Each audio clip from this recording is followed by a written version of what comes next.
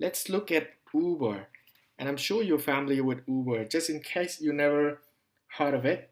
And Uber is a ride sharing platform that matches riders with drivers to exchange value in a way that driver takes rider where he or she wants to go, and in return, rider gives service fee to the driver. And Uber, as a platform provider, gets a revenue sharing of 15 to 20% depending on the country it operates in. So the business model looks quite simple. Uber matches riders with drivers, and in return, it gets percentage out of revenue sharing from the driver's income. And it sometimes charges the surge price to the riders when the demand is unusually high. But let's try to understand more of the business model with the canvas that we just learned earlier. So let's have a look at Uber's business model canvas. And Uber business model is platform business model. And platform business model basically means matching the supply and demand. So Uber has both riders, customers in both sides. One is the rider and the other is the driver. So for the riders, customers are those who don't own a car, who don't want to drive themselves to the party, or who want to travel with a cost-efficient cab at the doorstep. On the other hand, for drivers, customer groups are those who own a car and want to earn extra money with their cars and who love to drive. And the value proposition that Uber creates for the rider is one, to reduce waiting time for the riders, and two, prices lesser than the normal taxi fares. Actually, this is not the case for the current situation, because Uber prices are actually higher than normal taxi fares now.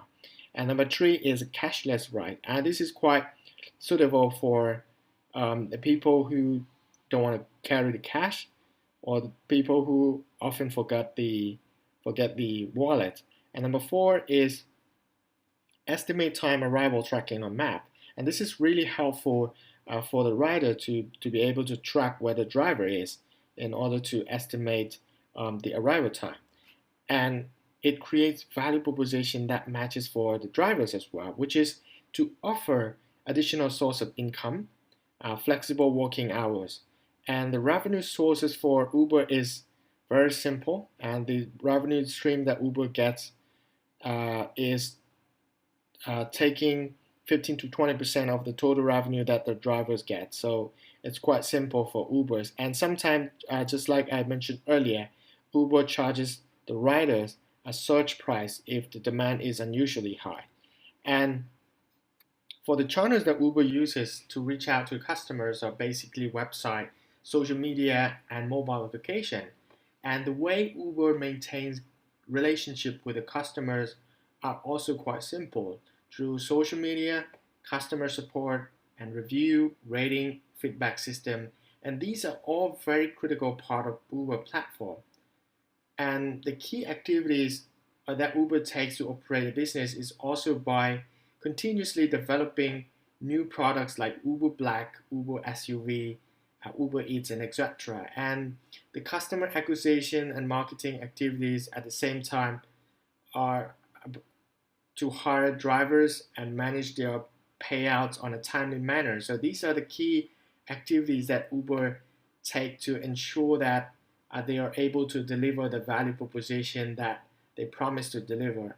And the key resources that Uber use or Uber needs are mainly the highly advanced technology platform that manages the both customers and drivers efficiently and timely manner, and also the skillful staff or talented staff, as well as the drivers.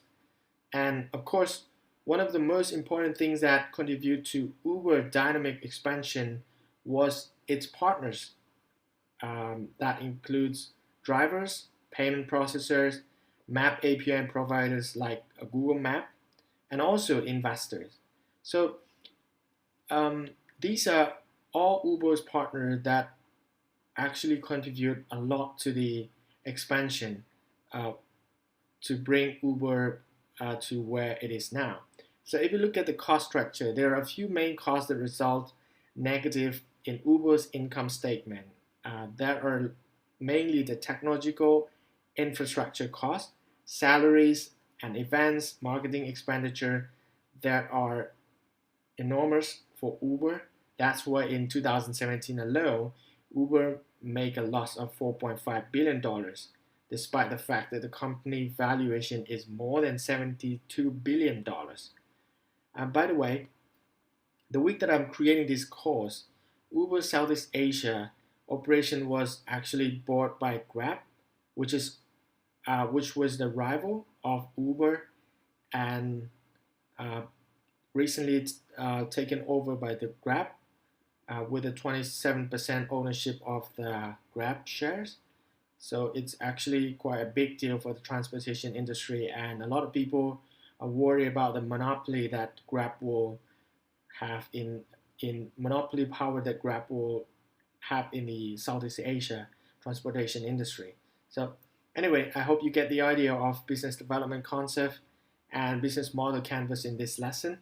And in the next video, I'm going to talk about the strategy, and you will be able to learn what companies um, do in order to come up with a cutting edge strategy or in order to maintain the competitive advantage. So I'll see you in the next video.